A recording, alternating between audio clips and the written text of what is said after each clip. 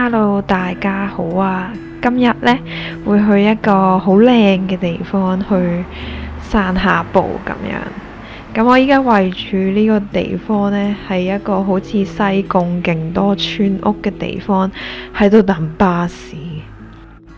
而呢度呢，係可以望到嗰日見過嘅嗰個哥德式教堂。呢間屋有啲雞喺個後花園，呢度望到啲景已經覺得好靚。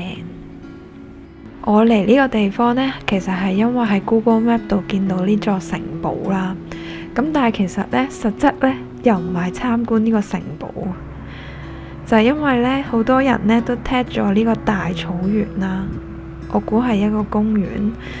咁就落呢一個城堡呢個 location， 咁所以呢，我就嚟咗呢個地方啦。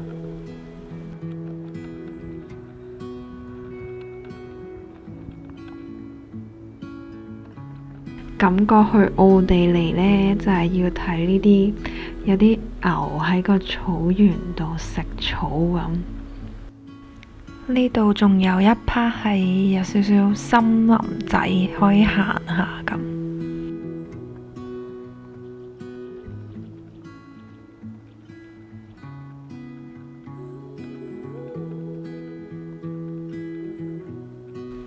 行完一小部分嘅森林呢，穿返出嚟又會係啱啱嗰個草原。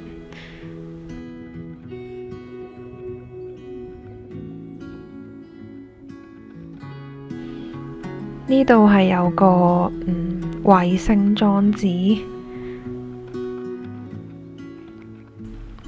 之後就見到啲小動物啊，有啲山羊仔，有啲驢仔喺上高。同埋山羊 BB， 之後見到呢隻好近嘅山羊喺度食草，之後佢仲擒咗上去個欄度食草，唔係食葉啊，勁臭串啊！好似特登食俾我睇咁。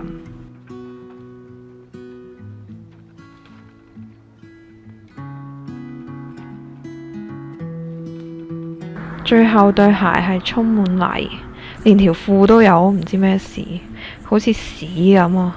救命！就係咁。